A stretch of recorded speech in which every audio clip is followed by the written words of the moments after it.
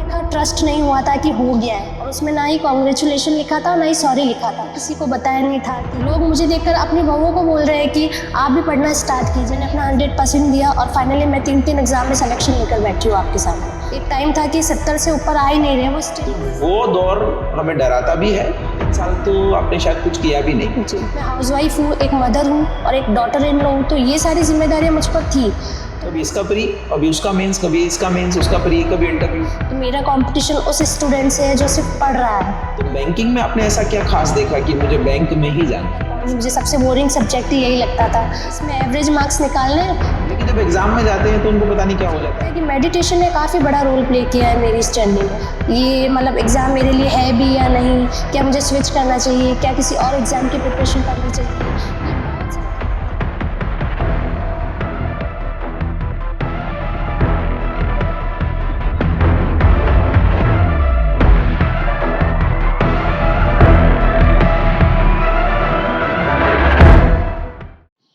सफलता मेहनत के दम पर पाई जा सकती है।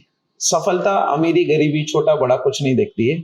अगर मेहनत आपने की है तो आप एक दिन जरूर सफल होते हैं। और ऐसे कई सारे उदाहरण हमारे सामने आते हैं। आज इसी तरीके का एक एग्जाम्पल हम आपके सामने लेकर आए हैं, जहां पर हम बात करेंगे निशा आचार्य से, जिन्होंने हाल ही में आईबीपीएस क्लर्क, एसबीआई क्लर्क और आरआरबी पीओ में सफल होकर अपनी मेहनत का लोहा मनवाया है। इन्होंने एक होम मेकर होते हुए भी, अपने घर की जिम्मेदारियों को निभाते हुए, एक माँ होते हुए, अपनी मेहनत के दम पर, लगातार मेहनत के दम पर और डिसिप्लिन के दम पर अपनी सफलता को निश्चित किया है। तो आज हम आपको इनकी जर्नी के बारे में बताएंगे, इनके संघर्षों की कहानी के बारे में बताएंगे, ताकि आप भी अपने जीवन में जब ऐसी स्थिति में हो, जब आप कहीं पर हो सकता है गिव अप करने वाले हो, छोड़ने वाले हो, तब आपको समझ में आए कि सिर्फ और सिर्फ मेहनत के दम पर हम ये सफलता अचीव कर सकते हैं। तो वेलकम है निशा आचार्य का। सबसे पहले आपको अभी जो हाल ही में सिलेक्शन हुए हैं उनके लिए बहुत बहुत बधाई। Thank you sir. और कैसा लग रहा है आपको, अपनी क्या फीलिंग्स हैं सिलेक्शन होने के बाद में, क्या लोगों के प्रतिक्रियाएं? सब कुछ अलग ही लग रहा है। मतलब पहले की जो लाइफ थी, स्ट्रगल फेज था, जो प्रिपरेशन वाली जर्नी थी, और अभी की जो लाइफ है, लोगों का जो नजरिया है, जो चेंज हुआ है, वो सब बिल्कुल ही अलग है। मतलब बहुत स्पेशल मोमेंट है। जब आपको सबसे पहले पता लगा कि आपने आरआरबी पीओ का रिजल्ट सबसे पहले आया था, तो वो मोमेंट आपने कैसे एंजॉय किया, या आप उस समय कौन था आपके पास में, कैसे आपको पता चला कि मेरा सिलेक्शन फाइनली हो गया है इतनी मेहनत के बाद? पहले तो जब रिजल्ट ओपन किया था, मेरे हस्बैंड मेरे पास ही थे, तो मतलब आंखों देखा ट्रस्ट नहीं हुआ था कि हो गया है। मतलब ऐसा लग रहा था आंखें झूठी है। ठीक है, रिजल्ट जब देखा कि you have been provisionally allotted, तो मतलब ऐसा लग रहा था कि मैं सही नहीं पढ़ रही हूँ। रिजल्ट जब हस्बैंड से पढ़वाया तो उनको भी ट्रस्ट नहीं हुआ था। तो मतलब 1-2 घंटे तक तो हमें ट्रस्ट लिटरली नहीं हुआ था। हमने 4-5 लोगों से अलग अलग जाकर रिजल्ट पढ़वाया कि आप पढ़िए, हमें क्या पता, सही मतलब समझ नहीं आ रहा हो रिजल्ट। और उसमें ना ही कॉन्ग्रेचुलेशन लिखा था ना ही सॉरी लिखा था। तो थोड़ा माइंड में था कि ये थोड़ी अलग लैंग्वेज है, तो हुआ भी है या नहीं, मतलब ट्रस्ट ही नहीं हुआ था कि हो गया है। 2 घंटे बाद जब 4-5 जनों ने सेम चीज बोले कि हो गया है, हो गया है, फिर कोचिंग इंस्टीट्यूट से, धाकड़ कॉन्सेप्ट से भी मुझे कॉल आया था कि कॉन्ग्रेचुलेशन मैडम, तब जाके मुझे ट्रस्ट हुआ 2 घंटे बाद कि फाइनली हो गया है। तो मतलब फिर भी मुझे एक्सेप्ट करते करते 1-2 दिन लग गए थे कि हो गया। माइंड में यही था कि नहीं हुआ, नहीं हुआ, ये सब झूठ है, एक सपना है, ऐसा ही लग रहा था मुझे स्टार्टिंग में। तो सिलेक्शन होने के बाद एक जो कैंडिडेट है, कई बार हम देखते हैं कि वो जब मेहनत करता है तो उसको नहीं पता होता है कि मुझे इतना रिकॉग्निशन मिलेगा। लेकिन सफल होने के बाद में जो घर परिवार समाज दोस्त कोचिंग इंस्टीट्यूट सबसे जो मान सम्मान मिलता है, प्यार मिलता है और उनका जो रिकॉग्निशन होता है, तो ऐसा लगता है कि हमारी मेहनत वास्तव में सफल हुई है। तो आप क्या देखते हैं लोगों का जो नजरिया है, जैसे पड़ोसी भी होते हैं, रिश्तेदार भी होते हैं, कई बार दिक्कतें आती है, वो हमारी मेहनत पे सवाल भी उठाते हैं, कई बार हम असफल होते हैं तब भी उनकी नजरें हमें देखती है कि इसका नहीं हुआ है।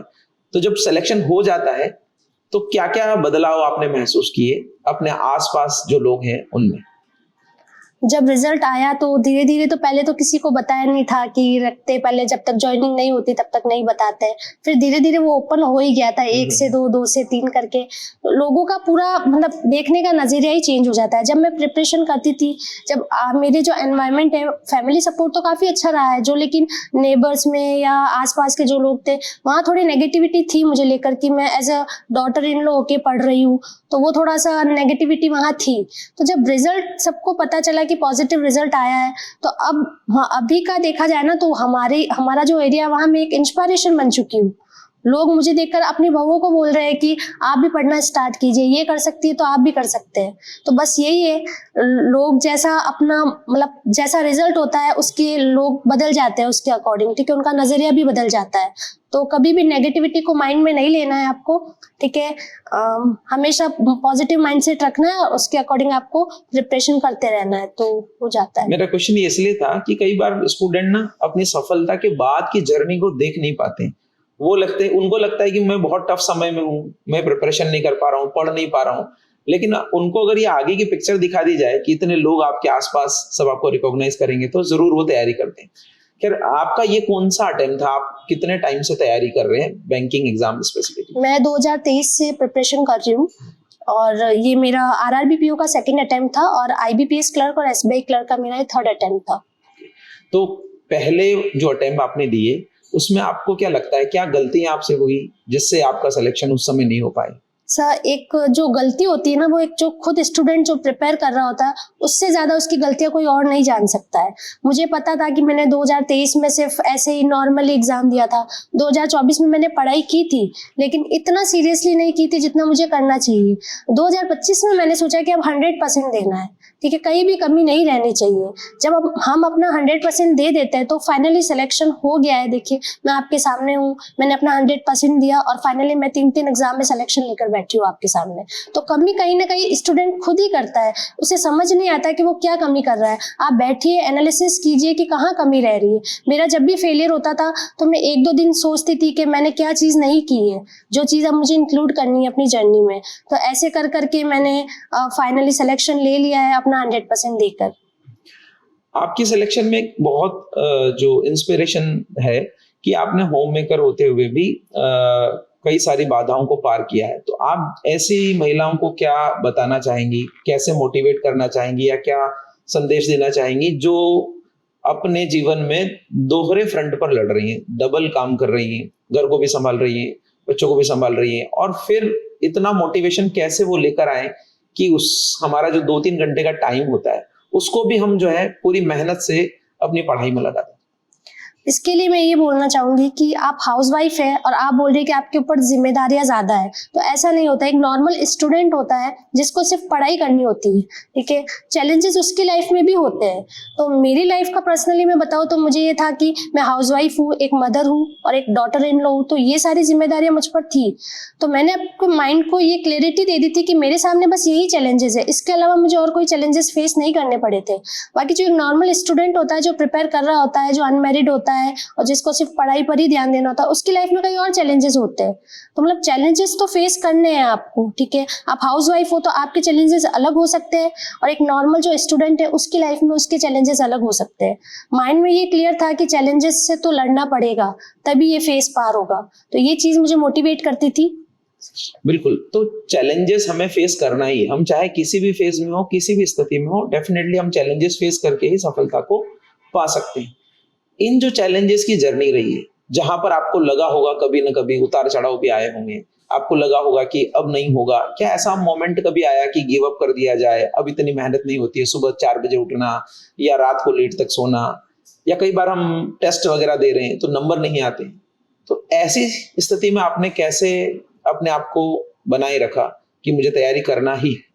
ये जो सिचुएशन सर बता रहे हैं, ये हर एस्पायरेंट की लाइफ में आता ही है। कई बार मॉक्स में नंबर स्टेबल हो जाते हैं। लाइक मेरे प्री में एक टाइम था कि 70 से ऊपर आ ही नहीं रहे, वो स्टेबल हो गए थे, 70-71 तक आके एक स्टेबल हो गए थे, नंबर बढ़ते ही नहीं थे। तब काफी मैं मतलब डाउन होती थी कि नहीं, इतना हार्डवर्क कर रहे हैं फिर भी नंबर नहीं मिल रहे, ये मतलब एग्जाम मेरे लिए है भी या नहीं, क्या मुझे स्विच करना चाहिए, क्या किसी और एग्जाम की प्रिपरेशन करनी चाहिए, मतलब बहुत सारे ओवर थिंकिंग होती थी माइंड में। लेकिन तब ये लगता था कि मुझे एक ही, जैसे मैंने सिर्फ बैंकिंग के एग्जाम्स की प्रिपरेशन की है, मुझे काफी लोग बोलते थे कि आप अदर एसएससी की तैयारी कर लो, रेलवे में फॉर्म फिल कर दो, बट मेरा माइंडसेट ये था कि एक ही चीज पर फोकस करना है, रेदर देन कि आप अलग अलग जगह पर जाके फिर वो माइंड भी डिस्ट्रैक्ट होता है और अपन अच्छे से प्रिपेयर भी नहीं कर पाते। तो जब डीमोटिवेट में होती थी तब मुझे लगता है कि अपन खुद ही 100% नहीं दे रहे अपना, देकर तो देखते, जो मतलब कर्म करे जाओ, फल की टेंशन ना लो, ये थोड़ा माइंड में मैं मतलब रिवाइज करती रहती थी कि अपन कर्म तो करते हैं ना, बाकी जो रिजल्ट होगा वो ऊपर वाले के हाथ में, उसे देना होगा तो वो दे देगा, बाकी मुझे ये गिल्ट नहीं होना चाहिए कि मैंने अपना 100% नहीं दिया। बस यही सोच के मैं आगे बढ़ती रहती थी। आपने बताया कि एसएससी की मैंने तैयारी नहीं की, कई लोग बोलते थे, तो बैंकिंग में आपने ऐसा क्या खास देखा कि मुझे बैंक में ही जाना है? ऐसा क्या आपको बैंकिंग में इंटरेस्टिंग लगा या फैसिनेटिंग लगा कि बैंक मुझे बहुत अच्छा लगा? सर ये 10th में जब 11th में अपन सब्जेक्ट चूज करते हैं तब की बात है, तब होता है कि आपको किस बैकग्राउंड में जाना है, लाइक डॉक्टर बनना है तो उस टाइम ऐसी मेंटेलिटी थी कि साइंस लो, नॉर्मल करियर चुनना है तो आर्ट्स, और फिर बैंकिंग या सीए ये करना था आप कॉमर्स में। तो मुझे इन तीनों ऑप्शन में जो मुझे अट्रैक्टिव लगा था तो मैंने कॉमर्स सब्जेक्ट लिया था। मैंने कहा या तो बैंकिंग में जाएंगे या सीए उस फील्ड में जाएंगे। तो फिर सब्जेक्ट चूज किया, फिर मैंने बीकॉम किया, तो मुझे लगा कि सीए तो मेरे लिए थोड़ा सा टफ रहेगा, तो मैंने कहा बैंकिंग एग्जाम का मैं प्रिपेयर करती हूँ। बाकी दोनों मेरे माइंड में था, ठीक है, सीए बनने का मुझे मौका मिलता तो मैं जरूर उसके लिए भी ट्राई करती, बट जो मेरी सिचुएशन थी उस अकॉर्डिंग मैं as a mother, as a wife, तो मुझे लगा कि बैंकिंग एग्जाम मैं कर सकती हूँ घर पर बैठकर, तो फिर मैंने उसके लिए प्रिपेयर करना स्टार्ट किया। आपका डेली रूटीन क्या रहता था? कैसे आप अपने पढ़ाई को मैनेज करते थे? और जैसे सब्जेक्ट भी, मैथमेटिक्स भी पढ़ना है, रीजनिंग भी पढ़ना है, इंग्लिश भी पढ़ना है, इसके अलावा हमें करंट अफेयर से भी डेली अपडेट ही होना पड़ता है, क्योंकि नोट्स भी बनाने होते हैं या फिर कई सारे ऐसे मुद्दे आ जाते हैं जिनको हमें लिख के रखना पड़ता है, क्योंकि एक बार में याद भी नहीं होते। तो उसको कैसे मैनेज किया आपने? स्टडी, टाइम टेबल, इन सबको कैसे मैनेज किया? थोड़ा मुश्किल तो होता था, बट माइंड में ये था कि इम्पॉसिबल तो नहीं है, कुछ भी नहीं है इम्पॉसिबल। थोड़ा हेक्टिक लगता था ये सब कि हाउस वाइफ और घर की जिम्मेदारी, इनके साथ पढ़ाई करना। फिर माइंड में एक और ये भी क्वेश्चन आता था कि मेरा कंपटीशन उस स्टूडेंट से है जो सिर्फ पढ़ रहा है, लाइब्रेरी में दिन भर बैठा है, सिर्फ लाइब्रेरी में पढ़ रहा है, उसके ऊपर कोई जिम्मेदारी नहीं है। तो थोड़ा सा उस टाइम डीमोटिवेट भी होते थे कि क्या कर पाएंगे इतने लाखों की भीड़ में, उन बच्चों से कंपटीशन है जो सिर्फ एक स्टूडेंट है, मैं कर पाऊंगी, मतलब ऐसे ख्याल आते थे। तब मैं लाइब्रेरी, मैंने मेरा 2 शेड्यूल रहा है बेसिकली। मैंने इस साल अपना लाइब्रेरी ज्वाइन किया था, लाइब्रेरी जाने के बाद जो मेरा शेड्यूल था वो अलग था, और पिछले 2 सालों में मेरा शेड्यूल अलग था जब मैंने घर रहकर पढ़ाई की थी। पहले जो तैयारी की थी उसके बारे में बताना चाहूंगी। उसमें ये था कि मैं मॉर्निंग में, क्योंकि मेरे लिए सबसे बड़ा जो चैलेंज रहा है वो टाइम मैनेजमेंट रहा है, इसके अलावा मुझे नहीं लगता कोई मेजर चैलेंज मैंने फेस किया है। हर दिन मुझे टाइम से ही लड़ना पड़ता था, तो मैंने सोच लिया था कि बस टाइम ही मैनेज करना है ना, तो माइंड में क्लैरिटी आ गई थी कि टाइम को मैनेज करना है। तो मैं मॉर्निंग में 4 बजे उठती थी। मैंने अपनी नींद को कम किया, क्योंकि एग्जाम भी क्रैक मुझे ही करना था, ठीक है, तो सेक्रीफाइसेस भी मुझे ही करने थे, ये चीज मतलब माइंड में क्लियर थी। तो जब पहले मैं 6 बजे उठती थी, तो फिर मैंने 2 घंटे सुबह निकाले, 4 से 6 बजे मैंने अपनी स्टडी स्टार्ट किया। फिर मैंने 6 बजे फिर घर के कामों में लगती थी, 11-12 बजे फ्री होकर थोड़ा सा रेस्ट करके वापिस से मैं 1 बजे से लेके शाम के 6 बजे तक पढ़ाई करती थी। वापिस 6 से 8 बजे तक थोड़ा घर का काम होता था। फिर नाइट में थोड़ा मुझे पढ़ना, मतलब मेरा माइंड एक्टिव नहीं रहता है तो मैं थोड़ा प्रेफर कम करती थी। फिर भी जो मतलब रिवीजन वगैरह करना होता या बैठकर सोकर लेटकर वीडियोस देखना होता, तो वो मैं 8 से 9 के बीच में करके फिर मैं सो जाती थी। मेरा ये शेड्यूल ज्यादा रहा है। और इस साल जो मैंने सिलेक्शन लिया है 2025 में, उसमें मेरा थोड़ा शेड्यूल अलग था। मैंने लाइब्रेरी के लिए अपने फैमिली वालों को कन्विंस किया, तो मेरे हस्बैंड काफी सपोर्टिव है, तो उन्होंने मुझे बहुत सपोर्ट किया है। तो लाइब्रेरी में मेरा ये था कि मैं सुबह 9 बजे लाइब्रेरी जाती थी। थोड़ा मैंने घर में मम्मी जी से, उनसे बात करके थोड़ा मैंने घर के काम का टाइम कम करवाया। मैंने कहा मम्मी जी मेरे एग्जाम पास में है, तो थोड़ा सा ऐसे करके वो भी मान गए। तो मैंने 9 बजे लाइब्रेरी जाना स्टार्ट किया और शाम के 9 बजे तक मैं लाइब्रेरी रहती थी।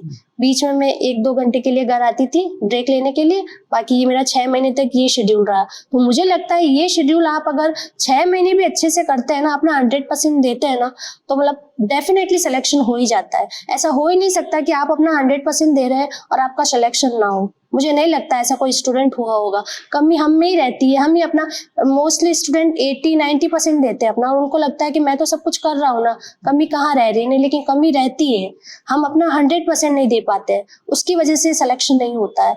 लाखों की भीड़ में हजारों में आना थोड़ा हेक्टिक होता है, बट उसके लिए आपको एफर्ट्स भी उतने ही करने होते हैं। कुल मिला के हम ये कह सकते हैं कि इनर मोटिवेशन अगर आता है और डिसिप्लिन तैयारी आप करते हैं जो लगातार चलती रहती है, और साथ में फैमिली का सपोर्ट जो आपने बताया, उससे हम सफल जरूर होते हैं। एक और स्टूडेंट को कई बार ना ये प्रॉब्लम भी आती है कि तैयारी तो बहुत अच्छे से कर रखी है उन्होंने, प्रैक्टिस भी लगा लिया, मॉक भी लगा लिए, पजल्स भी अच्छे से बना लेते हैं, और मैथमेटिक्स के भी सारे फॉर्मूला याद हैं, लेकिन जब एग्जाम में जाते हैं तो उनको पता नहीं क्या हो जाता है, क्योंकि वहां पे हमारे पास में 1 घंटा ही होता है, और 1 घंटा में हमारे पास, जैसे प्रीलिम्स की अगर बात करें स्पेसिफिकली, तो उसमें हमें 60 मिनट में 100 क्वेश्चन करने, तो टाइम तो बहुत ही कम है, प्लस उसके अलावा बैंकिंग का लेवल भी बहुत बढ़ गया है, तो 1 घंटा मैनेज करना हर किसी के बस की बात नहीं है। बहुत अच्छा पढ़ने वाला भी कई बार उसको अच्छे से मैनेज नहीं कर पाता है। तो 1 आवर की क्या स्ट्रेटजी थी आपकी? ये चीज मुझे लास्ट ईयर रियलाइज हुई थी जब मेरे साथ खुद ने मैंने इस चैलेंज फेस किया था। SBI क्लर्क का एग्जाम था और मैं किसी पजल में स्टक कर गई थी, तो मतलब मुझे वो एग्जाम देने के बाद घर आकर ये पता चला कि कमी तो मेरी पढ़ाई में तो नहीं रही थी कमी, ठीक है, लेकिन जो एग्जाम में जाके परफॉर्म करना ये भी एक बहुत बड़ा चैलेंज होता है। आप पढ़ तो खूब रहे, बट एग्जाम में जाके उसको कैसे इम्प्लीमेंट करना है, कुछ कैसे उस एनवायरमेंट को चैलेंज करना है, ये सब चीजें काफी मैटर करती है। बस पढ़ने से भी कुछ नहीं होता है, ठीक है, आपको वहां जाके एग्जाम में हर क्वेश्चन को फेस करना होता है। कई क्वेश्चन ऐसे आते हैं कि हम उसमें स्टक कर जाते हैं, कई क्वेश्चन में हम डीमोटिवेट हो जाते हैं, तो उन सब से भी लड़ना हम इसीलिए हम मॉक टेस्ट भी प्रेफर करते हैं। तो इसीलिए घर पर टेस्ट लगाना प्रेफर किया जाता है कि हम वहाँ एग्जाम में जाकर हेक्टिक ना हो, या मतलब हम स्ट्रेस फील ना करें। तो उसके लिए फिर मैं आपको ये सजेस्ट करना चाहूंगी कि आप मेडिटेशन कर सकते हैं। उसके लिए मैंने इस साल अपनी जर्नी में जो पॉइंट ऐड किया वो मेडिटेशन था, उससे मेरा माइंड काफी काम रहता था, और एग्जाम में मैं फर्स्ट भी थी किसी क्वेश्चन में तो मैं वापस से कवर कर लेती, उसको रिकवर होकर सेकंड क्वेश्चन पर आ जाती थी। तो मुझे लगता है कि मेडिटेशन ने काफी बड़ा रोल प्ले किया है मेरी इस जर्नी में।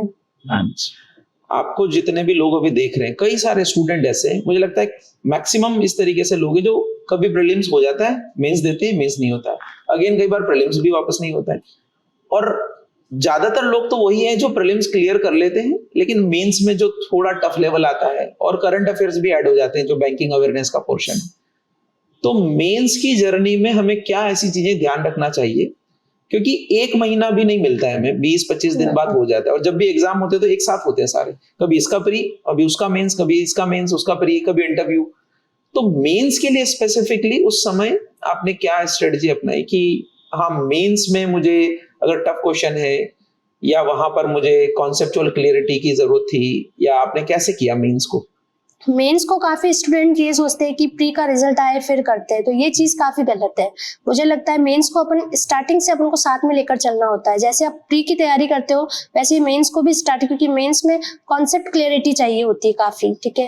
प्री तो फिर भी स्पीड से और एक्यूरेसी से हो जाता है, लेकिन मेंस को अपन को स्टार्टिंग से लेकर चलना होता है। तो मेरी जो पर्सनली स्ट्रेटेजी रहती थी वो ये थी कि प्री तो मेरे निकलने लग गए थे, 2024 में मेरे सारे प्री निकल गए थे ऑलमोस्ट, तो मुझे लगा कि मेंस नहीं हो रहा है तो मेंस पर फोकस करते हैं। फिर मैंने ये किया 2025 में कि प्री में सारे कॉन्सेप्ट क्लियर है, बस प्री का एग्जाम इस डेट को है, उससे 20-25 दिन में प्री पर लग जाती थी। 20-25 दिन पहले सारे प्री के मॉक्स वगैरह देना करना, उसके पहले मैं सिर्फ वीक में 1 आध मॉक देती थी प्री का, सारा जो ध्यान था वो मेंस पर ही था। कंबाइन तैयारी में करना है। कंबाइन तैयारी, जब प्री का जैसे डेट फिक्स हो गई उसके 15-20 दिन फुल फोकस आप प्री पर ही रखो, तब आप मेंस पूरा छोड़ दो। उसके जो पहले होते हैं 2-3 महीने, तब आपको प्री मेंस, प्री पर कम फोकस कर सकते हैं, बट मेंस का जो फोकस करने का जो मेन टाइम होता है वो वही होता है, क्योंकि फिर प्री का एग्जाम होने के बाद इतना टाइम नहीं मिलता हमें कि हम मेंस के लिए स्टार्टिंग से प्रिपेयर कर पाए। और जो जनरल अवेयरनेस का पोर्शन है या बैंकिंग अवेयरनेस का पोर्शन है, उसमें हमें क्या करना चाहिए, क्योंकि वो अगर हम तैयार कर ले तो हमारे लिए बहुत ही आसान है। अगर हमने कहीं फैक्ट पढ़ा है और वो एमसीक्यूज में आ रहा है तो हम टिक कर ही लेते हैं उसको। उसमें मैथमेटिक्स या पजल जैसा नहीं है कि क्या पता बनेगी या नहीं बनेगी, तो उसमें मैक्सिमम फैक्ट्स हमें धीरे धीरे रिवाइज करने होते हैं, और अगर एग्जाम में हमारा पढ़ा हुआ आ गया तो 4 ऑप्शन में से हम किसी को टिक कर ही लेंगे। तो ऐसा देखा जाए तो नंबर गेनिंग तो है, लेकिन वो कैसे पढ़ा जाए, Unexpected कैसे होता है तैयार, काफी। हाँ अनएक्सपेक्टेड बहुत होता है, तो कैसे तैयार किया आपने उसको? उसके लिए काफी लोग मैंने यूट्यूब पर ही देखा था कि बोलते हैं कि आपको 6 मंथ का प्रिपेयर करके जाना चाहिए, बट वो पर्सन टू पर्सन वेरी करता है कि आप कितना रिटेन कर पाएंगे। मेरे लिए मुझे लगा था कि मैं 6 मंथ का तो नहीं कर पाऊंगी, मुझे सबसे बोरिंग सब्जेक्ट ही यही लगता था। तो मुझे लगा इसमें एवरेज मार्क्स निकालने हैं, तो आप अपने अकॉर्डिंग देख सकते हैं। अगर आपको पढ़ने में इंटरेस्ट है जी तो आप 6 to 8 मंथ का पढ़ के जा सकते हैं, स्कोरिंग सब्जेक्ट है काफी।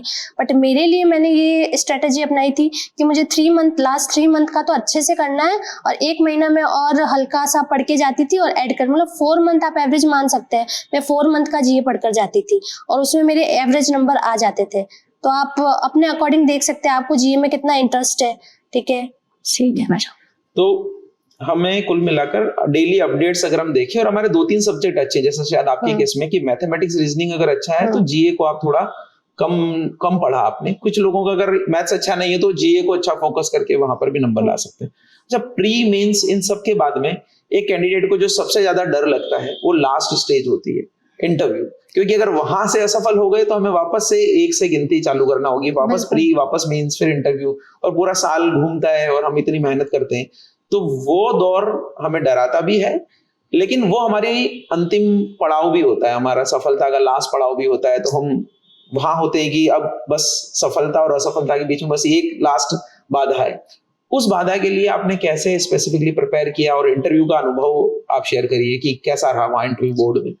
मेरा जो इंटरव्यू है उसमें धाकड़ कॉन्सेप्ट का बहुत योगदान रहा है। मैं सर को सबके सामने थैंक यू बोलना चाहूंगी कि सर की वजह से ही आज मेरे इंटरव्यू में इतने अच्छे मार्क्स आए। मुझे 86 आउट ऑफ 100 मार्क्स मिले, और काफी क्वेश्चन तो मेरे रिपीट हो गए। जो मैं मॉक इंटरव्यू देती थी धाकड़ कॉन्सेप्ट में जाकर, वहां के काफी क्वेश्चन मेरे मेन इंटरव्यू में रिपीट हुए। तो इस चीज की मुझे काफी खुशी हुई थी कि नहीं, मतलब अच्छा खासा, मतलब जो चीजें आगे एग्जाम में इंटरव्यू में पूछी जा रही है वही पढ़ाया जा रहा है। तो उसके लिए बहुत अच्छा योगदान रहा है धाकड़ कॉन्सेप्ट का। और मुझे लगता है कि पहले मैंने सोचा था कि मैं ऑनलाइन देख लेती हूँ, ठीक है, आने जाने का टाइम वगैरह आना जाना, लेकिन मुझे लगता है कि मैंने ये डिसीजन बहुत अच्छा लिया कि मैंने धाकड़ कॉन्सेप्ट में जाकर offline classes, offline mock interview लेना शुरू किया। तो उससे मेरा काफी कॉन्फिडेंस खुल गया, और जब मेरा इंटरव्यू हुआ था तो पूरा कॉन्फिडेंस अच्छे से मैंने इंटरव्यू दिया। मतलब जरा भी मुझे पैनिक नहीं हुई, मैं जरा भी स्ट्रेस फील नहीं हुआ, क्योंकि मैंने 7-8 इंटरव्यू धाकड़ कॉन्सेप्ट में ऑलरेडी दे चुकी थी। तो पूरा कॉन्फिडेंस खुल गया था मेरा।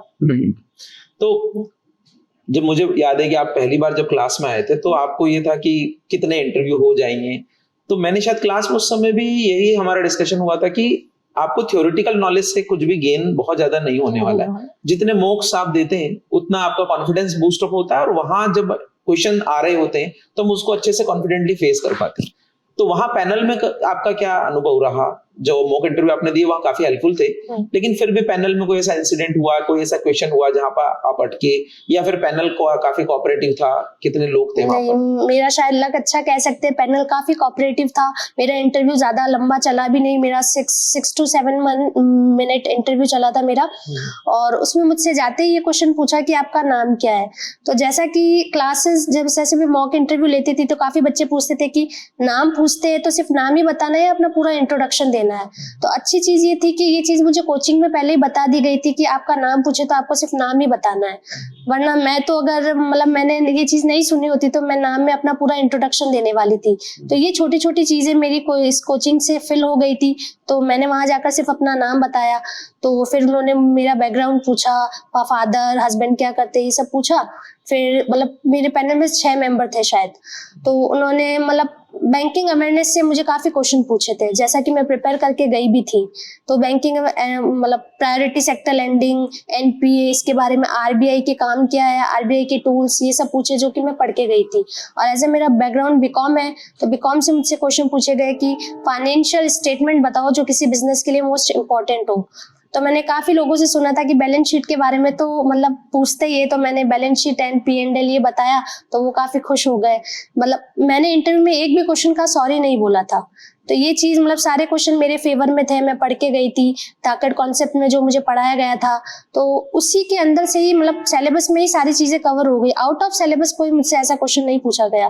तो इस वजह से अच्छा खासा गया। और फाइनल सिलेक्शन में मैं धाकड़ कॉन्सेप्ट को काफी थैंक यू बोलूंगी, क्योंकि मेरे जो रिटर्न में जो नंबर थे वो इतनी लीड नहीं थी, 15-16 नंबर की लीड थी। जो फाइनल सिलेक्शन में जो इंटरव्यू का काफी बड़ा योगदान रहा है। अभी आपकी जर्नी में ना एक स्पेसिफिक चीज और हमें नजर आती है कि आपने ग्रेजुएशन किया या ग्रेजुएशन से पहले भी आपकी जैसे मैरिज हो गई, पढ़ाई बिल्कुल पूरी तरीके से छूट गई थी, 2-3 साल तो आपने शायद कुछ किया भी नहीं। जी।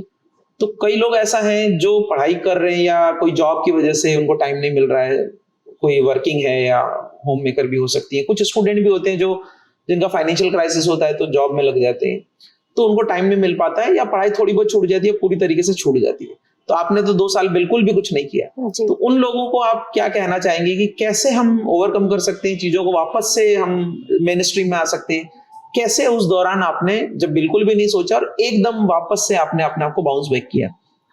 इसके लिए मैं ये कहना चाहूंगी कि किया तो जा सकता है, इम्पॉसिबल तो कुछ भी नहीं है। तो माइंड में यही था कि करने वाले तो यूपीएससी जैसे एग्जाम भी क्रैक कर लेते, तो ये तो सिर्फ बैंकिंग है, तो किया तो जा सकता है।